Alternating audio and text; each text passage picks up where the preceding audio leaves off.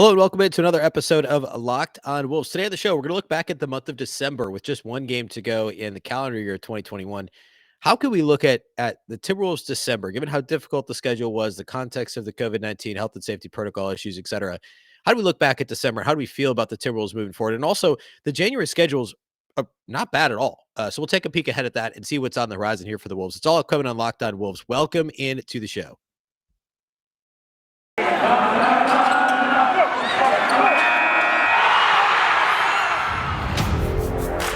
You are Locked On Timberwolves, your daily Minnesota Timberwolves podcast. Part of the Locked On Podcast Network. Your team every day.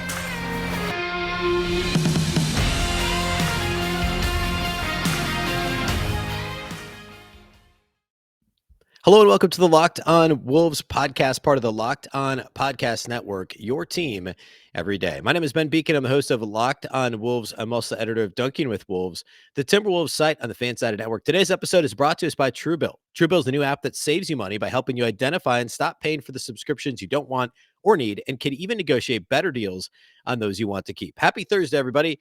This is not a game day. The Timberwolves have two consecutive off days here before taking on the Utah Jazz on Friday night in Salt Lake City on New Year's Eve. So today on the show, I want to take a look back at December, the context of it really, I guess, through the lens of all the issues the Wolves have had related to injuries a little bit towards the beginning of the month, and then obviously health and safety protocols most recently. We knew coming into December it was going to be a really difficult month, and the schedule was tough. How did the Wolves come out of this? What's the record through December? How do we feel about it? And then looking ahead to January, just how winnable is the schedule in January? So that's what I want to do on the show today. We'll hit a couple of quick news and note type topics here off the top. First, though, thank you for making Locked On Wolves your first listen each and every day. The show is free and available everywhere, of course. That includes YouTube, as well as all of your favorite audio platforms from Apple to Google, Spotify to the all-new Odyssey app. You can also follow the show on Twitter at Locked On T-Wolves and at Beecken with two B's, two E's, C-K-E-N. Okay, couple of quick news and notes. No updates as of this recording. This is early Thursday. No updates in terms of health and safety protocols, players that may or may not be available Friday night in Utah. Obviously, things change very quickly. We had Patrick Beverley and Naz Reid both come back on Tuesday night in the loss to the Knicks. And Anthony Edwards is out of, and so Story and Prince are both out of the health and safety protocols, but they're in the reconditioning stage. So they're both trying to get up to speed, get ready to play. So just given the timeline, since Beverley and had come out of protocols Monday and Reid came out of protocols Tuesday, they both played Tuesday, stands to reason it seems likely, and this is speculating based on everything I just said in terms of some of the other guys' timelines. Seems likely that Edwards and or Prince could be available Friday. We don't know anything about D'Lo, Towns, or Vanderbilt. Of course, three of the Timberwolves' five preferred starters. Those guys are all still in health and safety protocols. Reid, again, he entered protocols, Friday or Saturday, came out on Tuesday and played Tuesday. So there's always a possibility. Now, they've also been out a little bit longer. I guess Towns has been, by the time they play Friday, they'll have all been out longer. Vanderbilt's been out now since the first part of last week. So we're already going on 10 days for Vando being in health and safety protocols. So those guys would also very likely have a ramp up period. So I would not bet on D'Lo, Towns, or Vando being available Friday night. Seems pretty possible that Edwards and Prince could be available, and hopefully also Naz Reid and Patrick Beverley. So we'll keep an eye on that. The other note is sad. Ricky Rubio, of course, by this time you've probably seen the news, but Ricky Rubio tore his ACL again. Of course, now of the Cleveland Cavs, but a two-time Timberwolves player, and now, of course, starting with Kevin Love in Cleveland. Of course, he tore his ACL in his rookie season with Kevin Love in Minnesota. There's this weird 2012 to 2021 deja vu. And I mean, nearly only 3 months short of a decade since that happened in Minnesota when he went out to guard Kobe Bryant on the perimeter. And the Wolves were a game under 500 in the thick of the Western Conference playoff race in the lockout shortened 2011-2012 season. Completely changed the trajectory of his career, of Love's career, of Rick Adelman and the Timberwolves career or the Timberwolves franchise at that point, really. And of course, Adelman never made the playoffs with the Timberwolves, in part because of that injury. And then the following year, the knuckle push-ups thing with Kevin Love and just this weird Timberwolves-y snowball. And now poor Ricky Rubio is going through it again in the middle of a fantastic season after really struggling in Minnesota last year. Cleveland was expected to be one of the worst 2 or 3 teams in the league. I thought they would be. And Rubio's revitalized. He's been a huge part. He's obviously not the only reason, but he's been a huge part of that team being a surprisingly good team in the Eastern Conference, sitting above 500 by several games and being well into the actual, the fifth seed right now in the Western or Eastern Conference.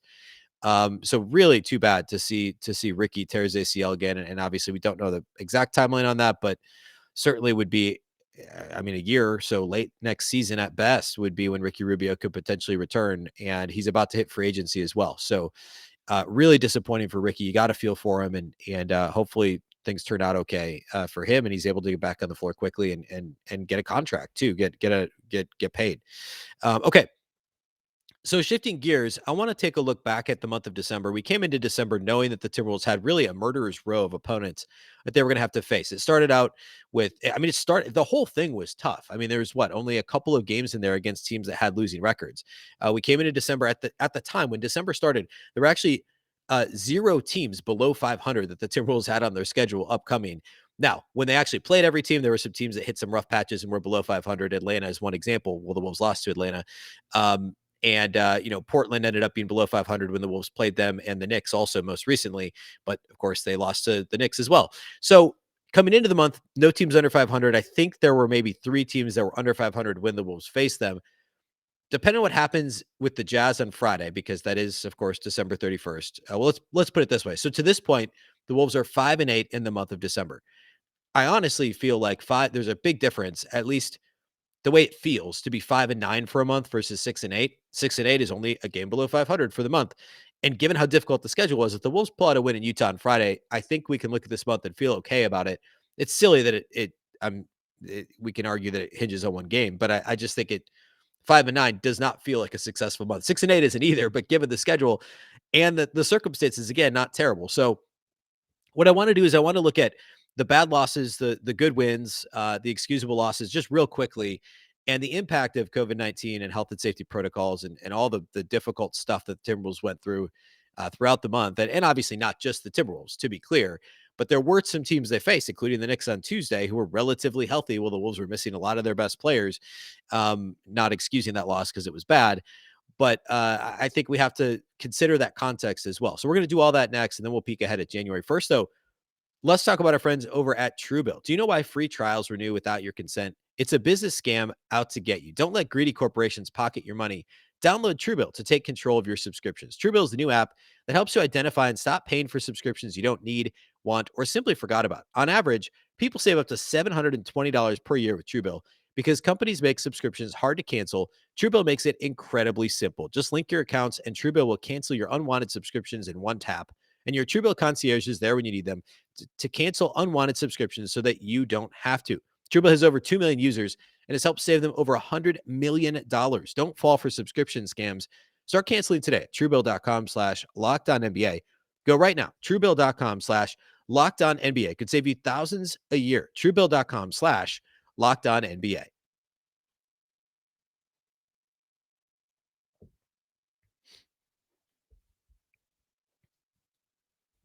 All right, so coming into the month of December, we knew that the Timberwolves were going to face a really difficult schedule. I mean, as mentioned a minute ago, every team except for one was under was above 500 coming into the month, and the month started out as bad as it could have. Right, they won going back to the end of November. The Timberwolves won 7 of their final 8 games in the month of November, and uh, finished the month by beating Philadelphia in 2 overtimes. That was right after Thanksgiving. That was on the heels of a great win over the Heat. They beat the Pacers by a couple the final game in November. So they come into the month of December at 11-10, having won 7 of their final 8 games. And they open with a couple of decently winnable games at Washington. Obviously, the Wizards have been good this year, but that's a winnable game, right? They're what? They're 500 now. They were barely above 500 at the time. That's a winnable game.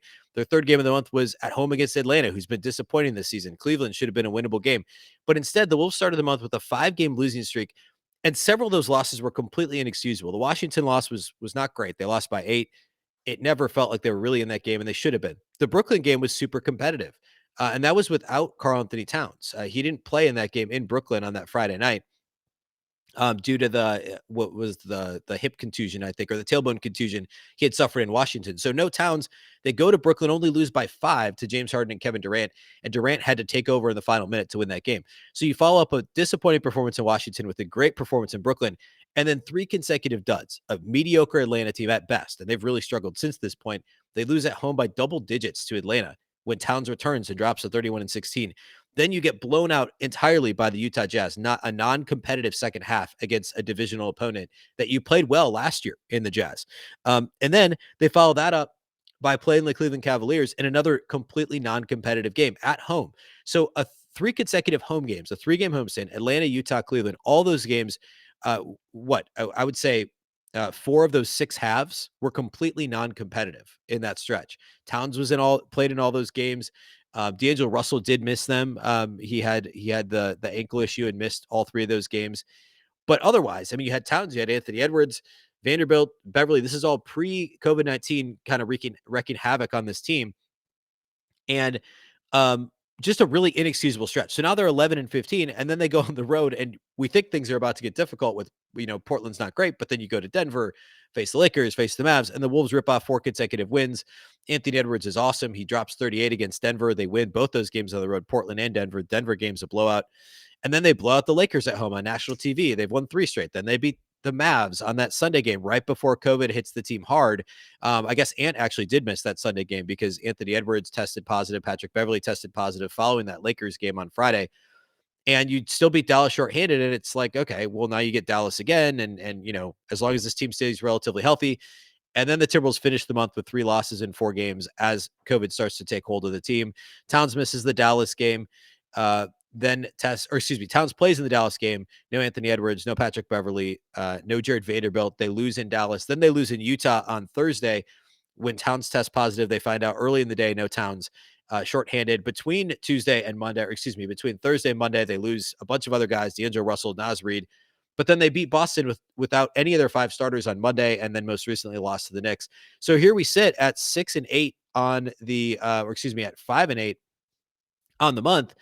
And if the Timberwolves beat the Jazz on Friday, they finish the month at 6-8, which is okay considering you played a really good, played the Nets, played the Jazz twice, at Denver, Dallas a couple of times, the Lakers. I mean, it wasn't an easy month.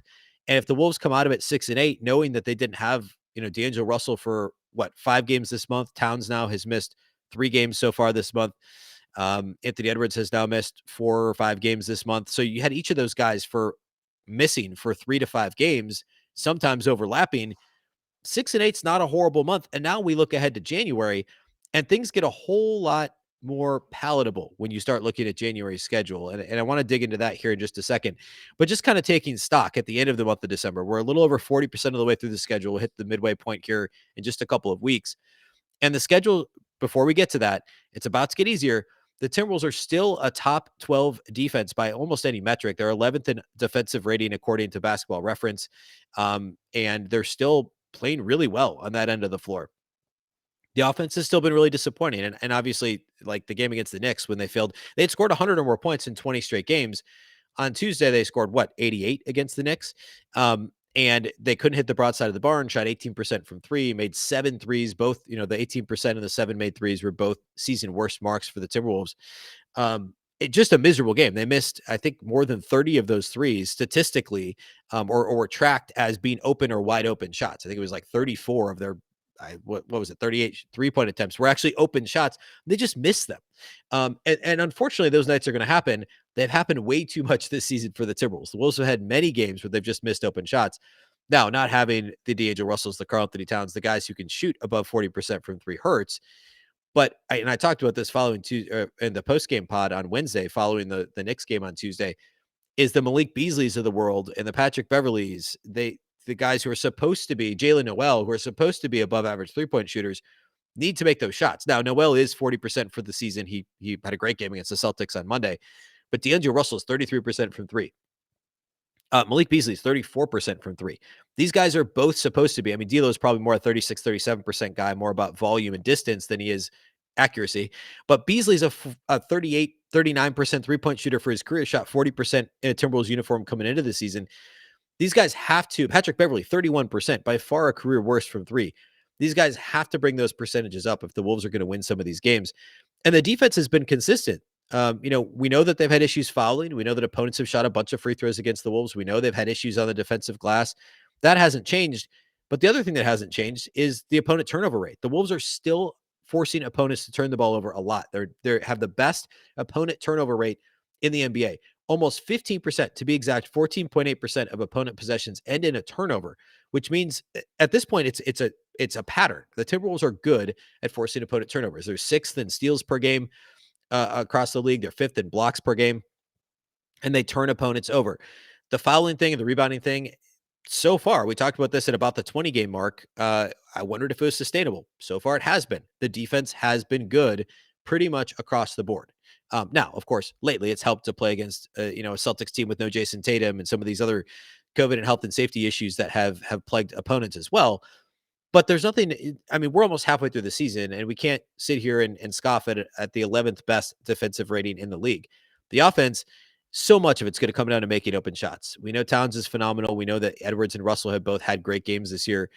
But across the board, except for Towns, this team has to shoot the ball better from three-point range. They're still number one in three-point attempts per game league-wide, but they're 23rd in three-point percentage, and they've kind of fluctuated between like 20th and like 28th all season. They've been in the bottom 10 all season in three-point shooting percentage. And it seems like oversimplifying it to say they just need to make open shots. Seems like a cop-out, but that's kind of the thing. I mean, like, yeah, sometimes the offense is sloppy. There's too much isolation. Towns doesn't get enough shots. But if they just make their open three-point attempts, then this is at least the offense goes from 23rd in offensive rating to like 15th, right? You're at least looking at a competitive top half of the league offense to pair with a top 12 defense.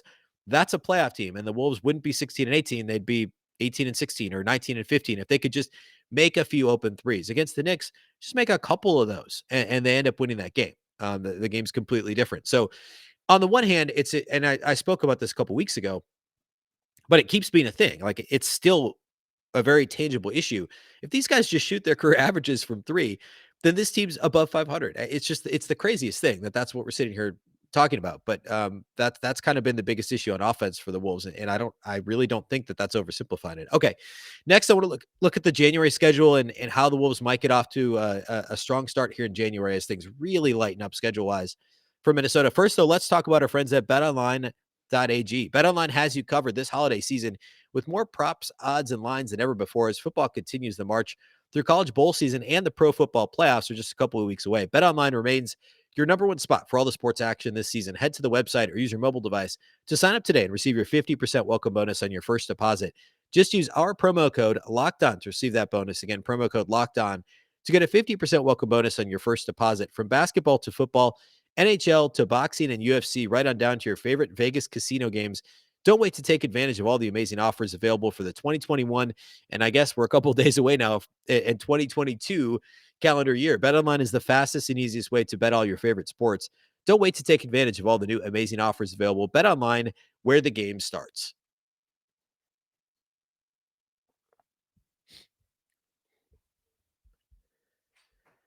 All right, let's take a look at the January schedule. So obviously the Wolves go to LA Sunday, Monday. They play back-to-back games, back-to-back nights at Staples once again against the Lakers on Sunday the 2nd, the Clippers on Monday the 3rd. So back-to-back in LA is never super easy. Last time around they beat the Lakers, lost to the Clippers. Now the Clippers don't have Paul George, they don't have Kawhi Leonard. They just beat the same Celtics team the Timberwolves beat the other night. So I mean, they're treading water at this point, right? I mean, they're still 6th in the West. They're 18 and 17, but a very winnable game. And if Towns plays, the Wolves will be favored, I think, against both the Lakers and the Clippers on Sunday and Monday. So the Lakers are 2 games below 500 and tied essentially with the Wolves for the 7th spot in the West. The Clippers are a spot ahead, a game and a half ahead of the Wolves and Lakers at 18 and 17. So both winnable games. And then the Wolves get 4 consecutive games against the teams that hold the bottom 3 spots in the Western Conference. Consecutive games against the Thunder, first at home on Wednesday the 5th, then at Oklahoma City. So the home and home, Wednesday the 5th, Friday the 7th, against the Oklahoma City Thunder. The Thunder are 12 and 22. They're second to worst team in the West. And they've just kind of been all season. It's been lose 2 or 3, win 1, lose 2 or 3, win 1. Obviously, Shai Gilgeous-Alexander can go off at any point. They've still got some pieces there, but it's not a good team, and the Wolves should win both those games. Then they go to Houston. That game's on NBA TV on Sunday the 9th, and the Rockets remain they're still the worst team in the West. Outside of that one really hot streak, they've now lost 5 in a row. They followed up their winning streak with 5 losses in a row. They have the worst record in the West and the third worst record in the entire league at 10-25. So that's an extremely winnable game. The first time the Wolves have seen the Rockets since opening night. And by the way, the Wolves have only faced the Thunder twice too. So, or excuse me, haven't faced the Thunder at all. Now they get them twice. So no Thunder so far, the second worst team in the league. One game against Houston, which was the first game of the season, the worst team in the league. And then they faced New Orleans again. The Timberwolves faced New Orleans twice the first week of the season, beat them once, and then lost to them. So that's another winnable game. And we thought, of course, the Pelicans would be better than they've been so far, but everybody knew the Thunder and Rockets weren't going to be good. So that's 4 straight games against the 3 worst teams in the West. The Wolves have to win at least 3 out of those 4. You figure they split the 2 in LA, and you're looking at this at what, a 4-2 start, hopefully a 5-1 start if they can win all 4 of those very winnable games against bad teams, and if they can get healthy. A 5-1 start to the month. Things get a little bit trickier there. At Memphis is real tough. They're what, 4th or 5th in the West. They're currently 4th in the West. And then Golden State, obviously still the number 1 seed, or tied, I should say, number 1 with Phoenix. So Memphis and Golden State, but then you get the Knicks on the road. You get Atlanta on the road, both borderline playoff teams in the Eastern Conference. Brooklyn at Portland is very winnable, at Golden State, and at Phoenix consecutively are tough, and then Utah to finish the month. So you've got this 6-game stretch against both LA teams, the Thunder twice, Houston and New Orleans. The Wolves have to win at least 4 of those 6, if not 5. And then you get a few tough games, but then you've got the New York and Atlanta and Portland. 3 out of 4 games are against New York, Atlanta, and Portland. If they can win 2 of those 3 games, this should be a month where the Wolves easily have a winning record. If they lose to Utah on Friday and they go 5-9 for the month of December, they have to flip that around and go essentially the equivalent the other way. They have to go at least, I don't know exactly how many games they play in January, but 9-5 or something in that neighborhood because of how easy this schedule is. And again, I'm assuming that they have outside of COVID-19, the Wolves are healthy. They don't have any, knock on wood, injuries right now beyond health and safety protocols. So if these guys can get healthy, if Towns, if Edwards, if Russell can all get back by some point next week, by those games, if it's not the LA games on Sunday and Monday, if they can come back in time to make sure the Wolves can win all 4 of those games against the Thunder, the Rockets, and the Pelicans, then we're set up for a really good month. And the Wolves will be in great position heading into February. All-Star break, trade deadline, all that good stuff as we get more past the halfway point in the season. Because right now, the Wolves are tied for 7th in the West with both Dallas and the Lakers. And they're only a game and a half up on the Spurs. They're 2 games up on the Kings, who are just out of the play-in picture.